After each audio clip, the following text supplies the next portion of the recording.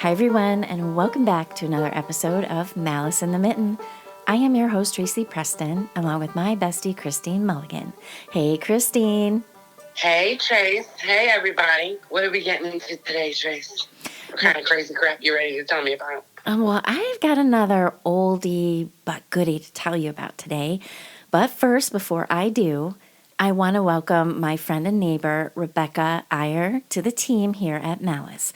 We now have another researcher and writer for the show. So, yay, Becky. Yay, that's exciting. Yeah. Welcome to Malice in the Mitten. All right, so let's get into it.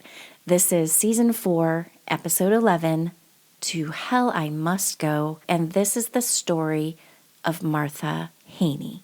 In the late 1800s, Williamston, Michigan was little more than a small farming village located just 16 miles from the city of Lansing, and that's capital of Michigan. The humble village was host to just 127 eager voters, but all the modern comforts you would expect circa 1897. The village contained a jail called a lockup. They did not have a fire department. They had a post office, a saw and grist mill, foundry, carriage works, the Williams Stave Company, which were barrel makers, a bank, and a coal mine. Now, I had no idea what a grist mill was, so I looked that up. A grist mill grinds cereal grain into flour and wheat middlings, which is a good source of protein, fiber, phosphorus, and other nutrients. They are useful fodder for livestock and pets. But the main occupation was farming. Life was simpler then, innocent. Horrible crimes just did not happen in a small town. However, in 1897, the town of Williamston was about to discover that this was no longer true, and their innocence would be shattered. One of the residents of this small, unassuming village was Alfred Haney. He was born in 1860 to his mother Maria, who was a housekeeper, and his father John, a twice-enlisted Civil War veteran. Alfred grew up working the farm with his father, brother Riley, and sister Lucia. Though Alfred had spent his younger years around the harsh realities of farm work, nothing in his past could have prepared him for what he came home to on that fateful April day in 1897. Now, before we get into what Alfred came home to that day, let's learn a little more about Alfred and Martha. Alfred met Martha E. Pierce Woodard, and they married July 28, 1894. He was 34 and she was 27. However, this was not Mariah's first marriage. Her first husband, James Woodard, had abandoned her and their 3 children shortly after the birth of their youngest child. And this abandonment shook Martha's world, leaving her unstable and unable to care for their children. So she decided that she would put them up for adoption and tried to start her life over, but the scars from her first husband and the loss of her children never really healed. But she would try to start over once more with Alfred. She would try her best, but not succeed. After Alfred and Martha married, they moved to 320 Elevator Street in Williamston. Alfred's widowed mother, Mariah, was finding farm work to be too hard and too much for her. So Mariah sold her farm in Leroy Township, where she had raised her 3 children, and moved in with Alfred and Martha. But this living situation was very strenuous for the 2 women in Alfred's life. Now, there is no recorded reason why the 2 women didn't get along. I mean, they just didn't. Maybe they were just like oil and water. Or maybe Mariah was angry because Alfred married a woman that had been divorced. I mean, this is the late 1800s. Perhaps Martha resented being a newlywed with a mother-in-law in the house. I mean, I get that. You are looking to start your life over, and now you're trying to do that, and your husband's mother is everywhere you turn. Now, I did look up the house that, they all lived in, and it wasn't a big house. So, this woman was, these 2 women were right underneath each other's feet. Did Mariah think Martha wasn't good enough for her son? Did Martha feel her mother-in-law was interfering in her marriage? Each woman had been in charge of their own homes before moving in together. Was it just a difference on how to run a household? Whatever the cause, just down the street from the Haney residence was the Williams Stave Company, and workers there reported constantly hearing the two women arguing. Now, because I didn't know what a stave company was back in the 1800s, I had to look that up. Quote, a stave mill produces the narrow strips of wood that compose the sides of barrels. They would be processed from either hardwood, which was used to make, quote, tight or waterproof barrels, or they would use softwood, which was used to make slack barrels, or those that were used for transporting dry goods and foodstuff. Okay, now that we know what a stave mill is, can I say, how in the hell did the workers in the mill hear these two women arguing from down the street? They were loud. They were probably screaming. Mm-hmm. I mean, they really must have been going at it, right? I mean, it's a freaking sawmill. Well, I don't know if you noticed this, but people from Michigan are loud. They are loud. You might not know it because you're all up in it, but people from Michigan really project their voices. Coming from a New Yorker. It's true. I thought that I was loud and obnoxious, and then I started traveling and meeting people from, like, the Illinois, Michigan area. You guys are loud. Like very, I don't know. I mean, I don't mean that in a bad way. I just mean, like, maybe Broadway's in the wrong place is all I'm saying. Because voice projection, they got it down up in Michigan. That's hysterical. I never even thought that. So you're telling me I'm a projector? Good. I feel like, I don't know, maybe, I don't know. I just think it's a thing. And I think everybody listening to me now, they're like, oh, yeah, we are loud. Now I'm going to have to pay attention. I'll check in with you on that. All right. Now, to the workers at the mill, all that screaming and shouting soon became a background noise to their pounding while making barrels and staves. Just another thing in their day. It was so common, it was like ignored, right? Kind of like when we were working in the units, right? Some people would just tune out all the beeping and the alarms and all that. So I'm thinking that's kind of how they were with it. So that's a lot of freaking arguing with these women. All right. Martha's behavior was becoming increasingly bizarre, and she had also developed a pretty nasty cough. Now, on April 23rd, 1897, Alfred, after many conversations, or should I say contentious conversations with his wife Martha, he had decided that he was going to take control, and whether she wanted it or not, he was going to make her a doctor's appointment, damn it. Not only for the cough, but to find out what was going on with her mentally.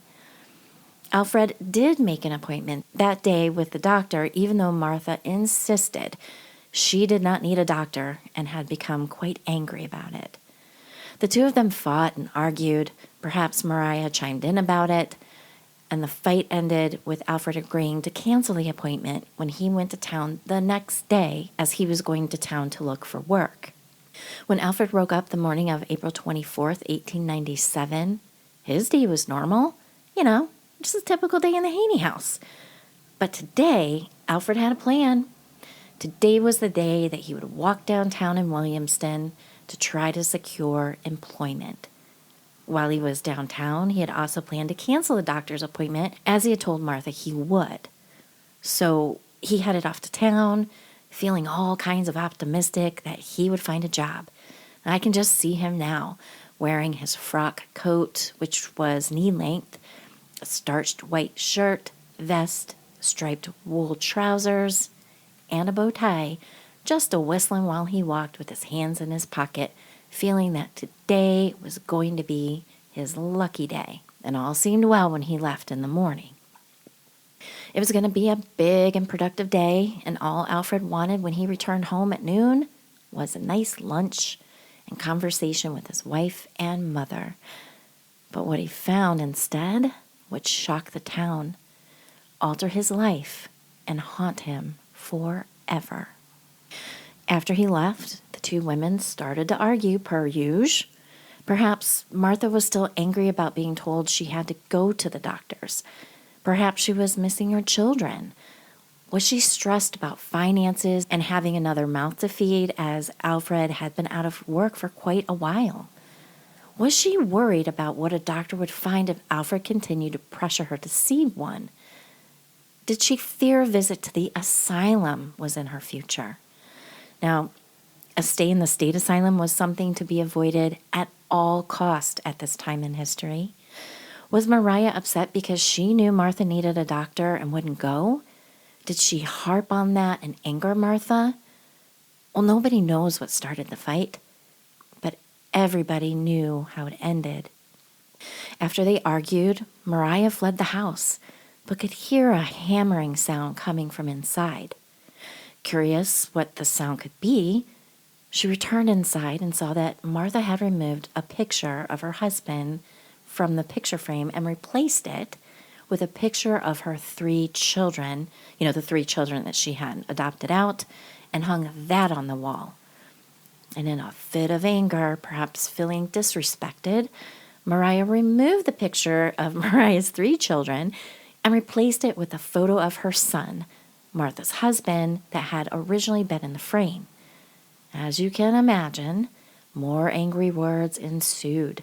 The two women hating each other and letting their loathing out. Things were said that could not be unsaid. Martha stormed out of the house. Okay, can I stop you for a second? She had to adopt out her children because her husband didn't make enough money? No. Mariah, prior to marrying Alfred, had been married before. She had 3 kids. Remember, he left her when the last baby was born. Alfred's her new husband. Okay. Right, she adopted out the kids.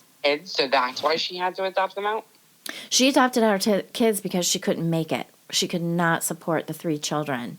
So who knows, maybe she never worked, right? Her husband was the worker. I mean, this is the 1890s. But yeah, 1890s, women probably weren't really allowed to work. And even if they were, they weren't allowed to keep their wages. So she wouldn't have been able to do it on her own. So when she married this guy, this new guy, Alfred, whistling while he's not working,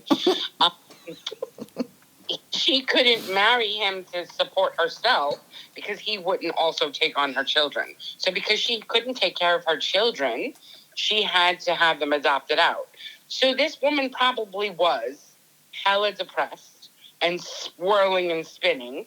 So that's why she was fighting to not go to the doctor, because they were trying to send her to an asylum for probably, quote unquote, hysteria, because she was missing her children beyond belief.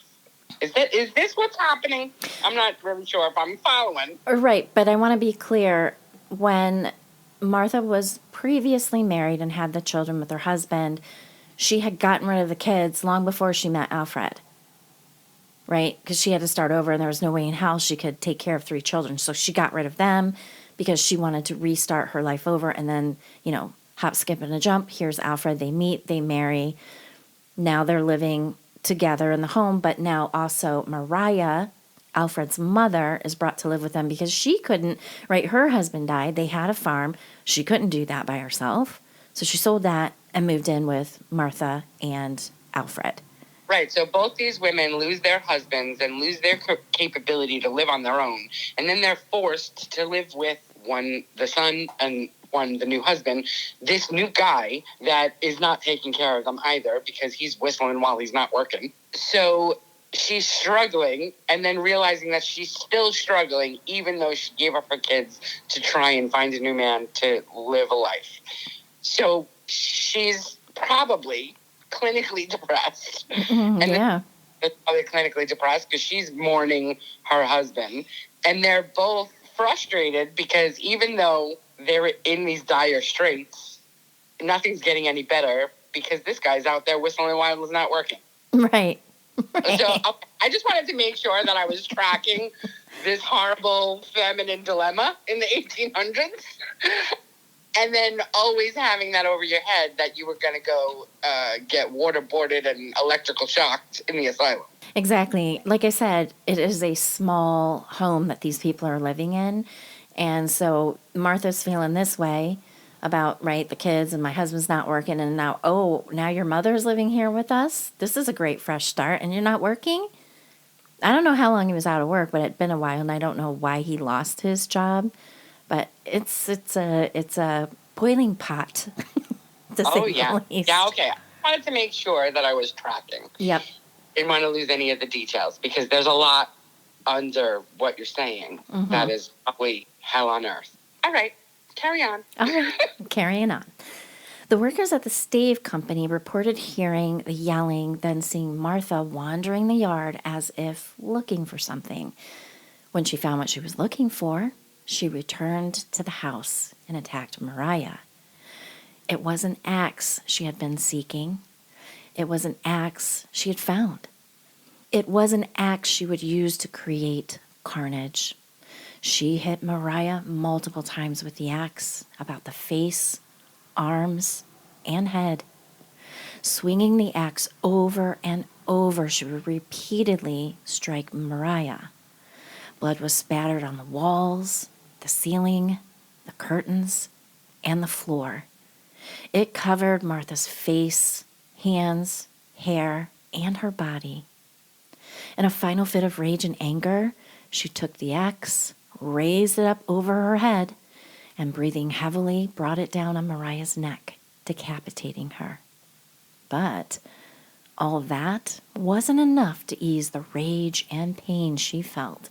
So she stomped on Martha's headless corpse multiple times, breaking ribs, arms, lungs, and stomping on her stomach, rendering the body almost unrecognizable.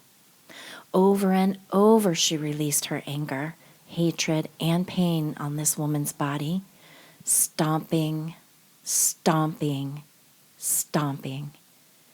Maybe pausing to breathe, then starting over again. When her energy was spent, she could stomp no more. She picked up the head, placed it on a platter on the table, and put it facing the door for her husband to see when he entered the home. She laid the axe down on the table next to it, along with a set of silverware. But Martha wasn't done. She realized Martha's body was still there and she needed to get rid of it. But how? Chest heaving, covered in her mother-in-law's blood, she looked around the house when something caught her eye. It was a bottle of kerosene. She quickly snatched that up and poured it all over the pulverized body of Mariah and then set it on fire. After watching it burn for a bit, she then removed her bloody outer clothing and went to her bedroom. There she just sat in her bloodied undergarments, smelling her mother-in-law's baking body, burning body, smelling the smoke, watching the blood dry on her hands and arms. When Alfred entered the home, with lunch on his mind, he found the horrific sight. Reeling from the shock, he immediately ran out of the house to get the sheriff, John Rail. The stave workers, seeing the smoke and seeing Alfred running from the home, came to investigate. Chaos reigned as the workers tried to put out the flames engulfing Mariah's body. A morbid show for the townspeople who had been drawn to the smoke and commotion. When Alfred returned with Sheriff Rell, Martha was found in the backyard, digging holes in the dirt with her bare hands, covered in dried blood, and dressed in nothing but her underwear.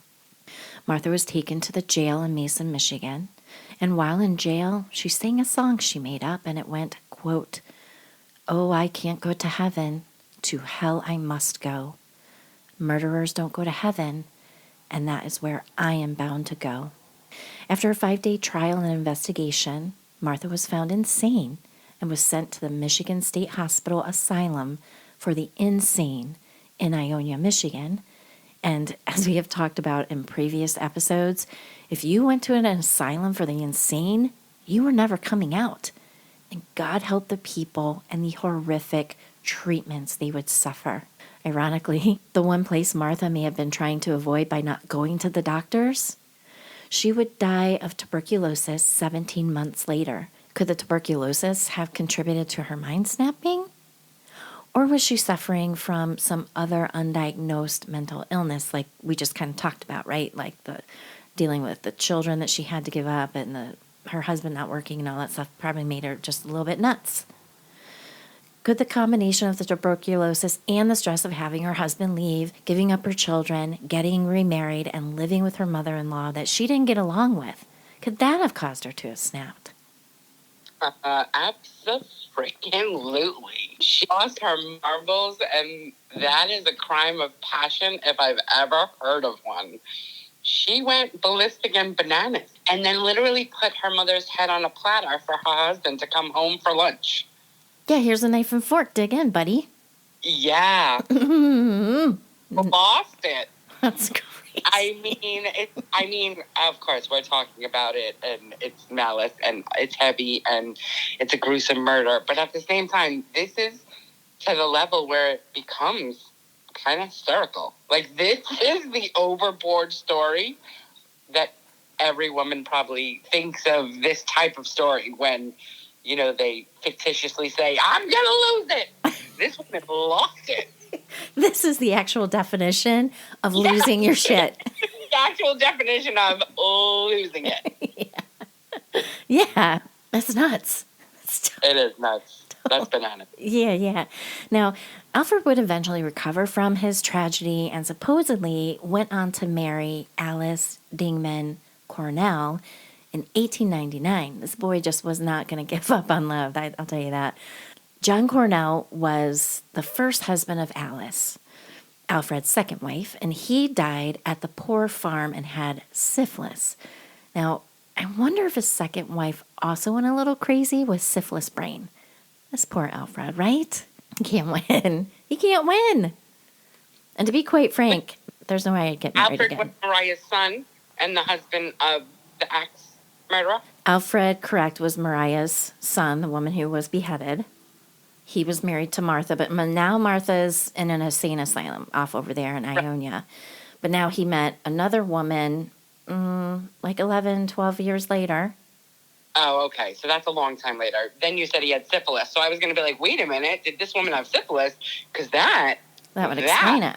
Could have contributed to her losing her ever-loving mind. Yeah, it could have. But no, John Cornwell was married to Alice, and he's the one who had syphilis, and he ended up dying. Alice then married Alfred. But who's to say, right? I mean, if her husband that's now dead had syphilis, she's got syphilis too. And now poor Alfred, he's got it. Oh, yeah. Right? Think about that. Crazy. Well, yeah. Mm-hmm. Banana. But there was a lot of funky things that went on back there that everybody had that we probably don't even have diagnoses for because we didn't know enough back then to properly diagnose. Mm-hmm. So, exactly. So, regardless. Yeah. So now John Cornwell, Alice's wife, he had died at the Ingham County Poor Farm in 1903. And I was like, okay, what in the hell is the Ingham County Poorhouse? I had no idea, so I looked that up. It's a 120-acre campus located in Okemos, Michigan, which isn't too far from Williamston.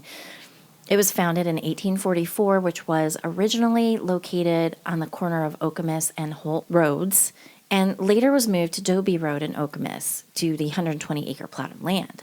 And this was an actual working farm with animals, barns, and crops, all of which helped to support residents of the county who needed assistance, meaning it provided assistance to the residents who were unable to care for themselves.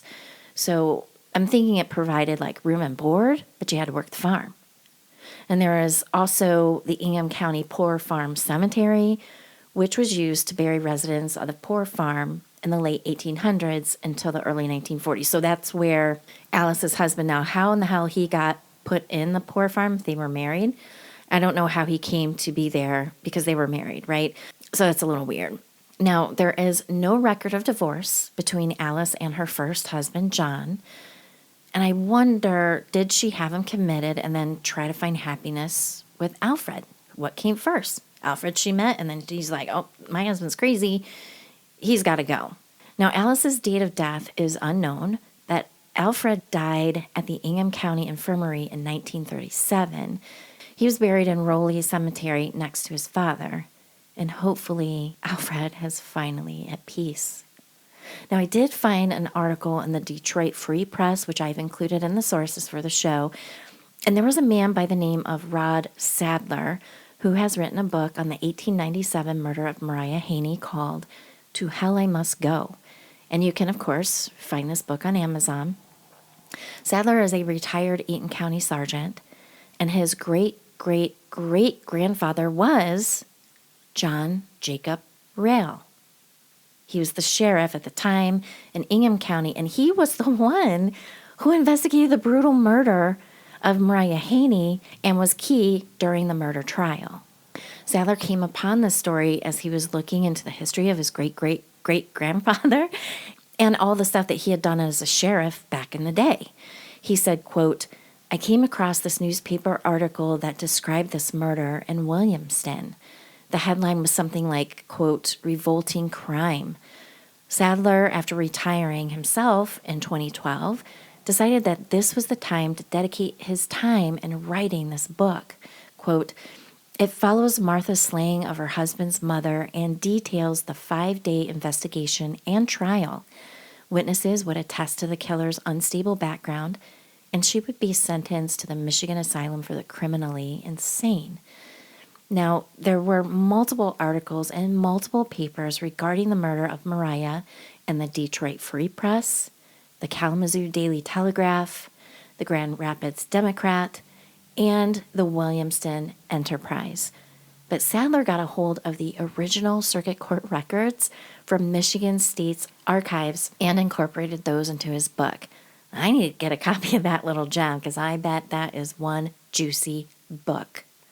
I'm not sure if I would believe accounts completely. Like, what I'm saying is I'm sure there's a lot more color within those lines that are not anywhere in any of those newspapers, which ultimately make it not in his ultimate story, his book. Because in the 1800s, I'm sure there's much more detail and nuance to the women's strife and everything that happened in between them. What I'm more interested in is the arguments of whether or not for her to go to the doctor beforehand. Like, what were the reasons why he was trying to get her to the doctor? What was she doing before that, before she absolutely lost her mind?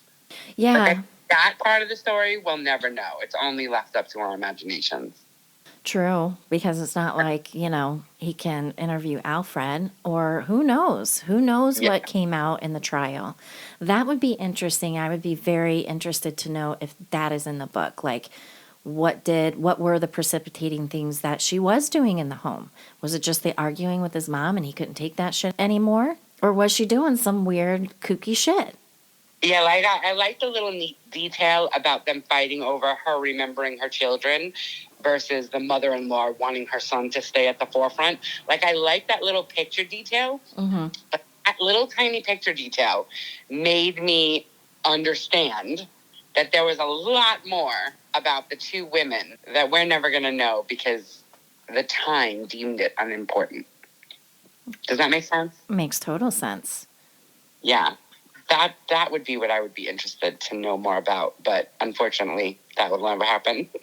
Yeah, right, because, think about it, like we talked about, the women weren't working, they were homemakers, they cooked, they cleaned, they sewed, and about this time, too, is when, the real stiff clothing was changing to becoming a little more loosey-goosey, because that's when the bicycle was also breaking in, right? So women were finally riding some bikes. Like, they didn't have many rights like we've talked about before.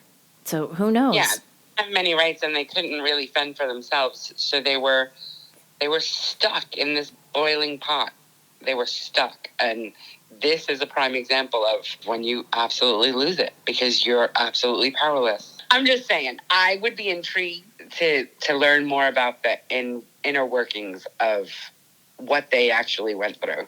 That, to me, is a more interesting story than, I don't know, clippings about ultimately what happened to them.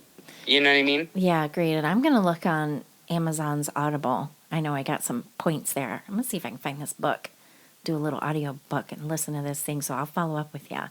Let you know if I can find it. And if I do, let you know if I can find some more details why she went so crazy. I'm interested.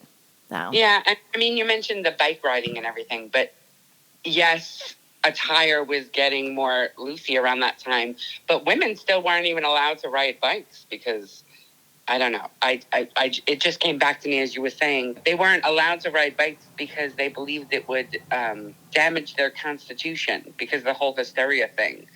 And back in the day, they thought hysteria was managed by your crotch. Yeah, and how, like, unladylike, right? You're going to swing your legs over a bike seat? I mean, and this woman obviously wasn't very ladylike. I mean, she wielded an axe like a pro, obviously. So I already have her pictured in my mind as not the most demure woman I've ever seen. If you could chop up a body like that and decapitate somebody, you know, the spine is not that easy to break. Yeah, whack, whack, whack. You want lunch, you son of a bitch? You're going to get lunch. Oh, you're going to get... insane. Yeah. That is insane. What are you going to do? Crack the head open with the axe and then dig in with... When we already know you can't eat the brains. Can't eat the brains. Save the penumbra. Exactly. Oh, my goodness. Yeah, so thanks again to Becky, our new researcher and writer, for bringing this beautiful little gem to the show. Loved it. When I was doing the read over, I'm like, oh, dear God, she chopped off this woman's head and put it on a platter for her husband for lunch? That's crazy. And put the silverware around it like a good woman. Yeah, and nary a napkin. It's going to be messy. That table was set correctly, though. Mass murder, axe, fire, body, covered in blood. But God damn it, that table setting is on point. Because I'm a lady after all. We have to set the table. Exactly. That's priceless. All right, everyone. Well, we're going to wrap it up. Thank you. As always, we appreciate you listening and coming back. And please, if you love, and I mean love, the show, please spread the word. We could always use more listeners. So thank you, everyone, for coming back. And we will see you next Wednesday for Round Robin. Have a great week, everyone. Bye. Bye.